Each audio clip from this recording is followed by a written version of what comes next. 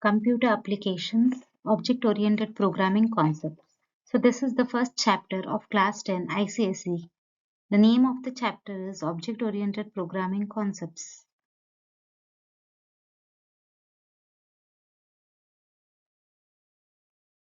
The first topic we are going to study about is an object. What is object? So basically whatever you see, things around you or your friends or whatever you see around you is an object. For example, you yourself are an object. The pen which you're holding in your hand, the book which you write, the blackboard in your class which you're using, everything is an object. The only thing it should have the attribute, state and behavior. Attribute is nothing but the values. State, whether it is in process state or unprocessed state. For example, if computer is working, then we tell that it is in a process state. And if it is not working, then we are going to tell it is in unprocessed state. And behavior is the capability of the object, what it can do. For example, pen is used to write. Chalk-piece is used to write on the blackboard. So that is the behavior of the pen and chalk-piece. Example for the object, pen, ball, human being, etc. Here there is a word called instance. Object is known as instance of the class. We are going to study about the class in the next slide. But before that, I am going to tell you a thing that you should always remember this. It is very important for the point of your examination. Object and instance is same. These both words can be interchangeable. If they tell object or instance, it is the same thing. Don't get confused in the exam. Object is known as instance. Instance means the part of the class. Class is the blueprint of an object. For example, you might have seen the blueprint of the house. If an engineer is building a house for any person, first he is going to give the blueprint. Is it right? So when you see the blueprint, then if you like it, then the same blueprint is used to build the house. In the same way, the same blueprint can be used to build for other persons to build the other house. So you can tell the class is the blueprint of the object. You can say the class is group of object with similar functions. Now, for example, if one house is built, but the same print or the same blueprint is used to build another house. In the same way, we are going to build many houses using the same print. Then we can tell that it is having similar functionalities. Means the functions, or you can say the structure of the house will be similar. Example, if animal is the class, then elephant, dog, cat all comes under the class animal. Or you can tell elephant, dog, cat are the objects of the class animal. Bike, scooter, car, bus, these all are vehicles. Okay, vehicle is the class, and car, bus, truck, all this are called as objects of the class vehicle. Class is called as object factory. They can ask you the question why class is called as object factory, because using the class we are going to create many objects with similar functions. That's why we call class is an object factory. One more thing you remember, the class is called as derived data type or composite data type. Why? Later chapters we are going to study about the data types. There are 8 primitive data types. Using those 8 primitive data types, we can form many other different types of data types. In that, class is also a kind of data type because it is derived or because it is composed of primitive data type. We call it as a composite primitive data type or derived data type. Anything which is composed of primitive data type is called as derived data type or composite data type. Principles of object-oriented programming. There are 4 principles of object-oriented programming: abstraction, encapsulation, inheritance, polymorphism. These 4 definitions and the principles of object-oriented programming can also be called as concepts of object-oriented programming. You can count 1 mark from here. You are going to get 1 question from any 4 of this. Okay, any one definition they can ask in the form of MCQ, or direct question also can be asked for 2 marks.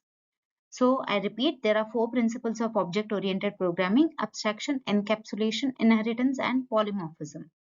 The act of representing essential features without including the background details is called abstraction.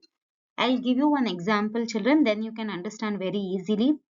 The act of representing essential features means, for example, if you want to ride a vehicle or if you want to ride a scooter or a bike, there is no need for you to know the mechanism, how the engine is working. The only thing you should know how to balance the vehicle, how to use gear, accelerator or brakes and balance the vehicle. That's all. And whether the tank is filled with petrol or not. For you, there is no need to understand or remember or memorize the technique or mechanism of the engine, how does it works, how the petrol flows, etc., etc. Only if you know essential things enough for you to ride the vehicle. There is no necessary to know the background details, whether how the engine works, how the petrol flows, or battery works, etc. Okay, these things there is no need for you to understand. Only you should know how to ride the vehicle. So you know only essential features, background details are not known to you. This is called as abstraction, representing only the essential features and you don't know the background details. That is called as, the mechanism is called as abstraction. The mechanism in which data and functions are bind together into a single unit is called encapsulation. For example, now you have a ATM, okay? The ATM is the card which you use to transfer the money or to withdraw the money. In that you have the data, okay? Your data has been stored. And what is data? For example, the data is nothing but your name, your bank account, where is your account and the name of the bank, and your details of the bank, which is only known to you and nobody else knows, your PIN code. What can be the functions? The functions are nothing but withdrawing the money, depositing the money, transferring the money. These are all the functions. The data and these functions are bind together into a ATM card. Using the PIN code, you can use all those functions, and it is only applicable for your ATM card is only applicable for you, not for the other people. So here, how it is working, because your data is bind with the functions of the banks. That's why you can use the ATM card and you can perform the functions. This is called encapsulation. Means binding up the data and functions together into the single unit is called as encapsulation. The mechanism in which one class inherits the properties of another class is called inheritance. You might have heard the word about heritance in biology, where the properties of the parent comes into the child, right? In the same way in Java or in object-oriented programming, one class will acquire the properties of the another class, which is called as inheritance. The mechanism or the property in which one class means the property of the class which is having a capability of inheriting the properties of another class and creating a new class is called as inheritance. Now, the class from which we are taking the properties or we are inheriting the properties is called as superclass. Very important. You should know these names. Okay. The class which inherits the properties is called as superclass, base class or parent class. These names you should remember, children. And the class which is derived or the new class which is derived from the old class or the superclass or the base class is called as subclass, derived class or child class. So here you should remember superclass and subclass, the different names for superclass and subclass, and the mechanism or the definition for the inheritance. So I repeat, the mechanism in which one class will acquire the properties of another class is called as inheritance. And the class which is inheriting the properties is called superclass, which is inheriting the properties is called as subclass, derived class or child class. The class from which we are taking the properties is called as superclass, base class or parent class. The last important topic of the chapter is polymorphism. The polymorphism is composed of two words, poly and morphism. In mathematics, you might have learnt about mono, binomial, trinomial, polynomial. So here the meaning for the poly, the word poly is same, that is many. Morphism means forms. So the polymorphism is composed of two words, polymorphism means many forms. So now you know what is object. Object is an identifiable entity with similar properties, right?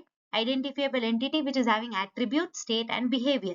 So any object which is represented into different forms is called as polymorphism. For example, you might have seen TV, okay? In your home, there may be a TV like LED, LCD. Other houses can be using Samsung TV. Some places we can see LG TV, HP TVs. Many TVs are there. but all are TVs with different names. So here what we are doing, we are representing the object. What is object here? Television is an object. And the names which is given, different name is given, no, that is called as object.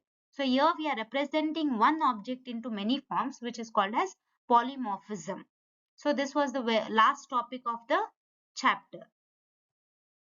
Quick revision of the class, guys. What is object? Object is an identifiable entity with similar functionalities. What is class? Class is group of object with similar functionalities. What is object? Object is an identifiable entity with attribute, state and behavior. Class is group of objects that has similar properties. Then we learned 4 principles of object-oriented programming: abstraction, encapsulation, inheritance and polymorphism. What is abstraction? The act of representing the essential features without including the background details is called as abstraction. Binding up of the data and functions into a single unit is called as encapsulation. The property in which one class acquires the properties of another class is called as inheritance. And representing the object into many forms is called as polymorphism. Here we have two concepts, superclass and subclass. The class from which properties are acquired is called as superclass, base class or parent class. The new class which is created by acquiring the properties from the superclass is called as subclass, child class or derived class. Thank you.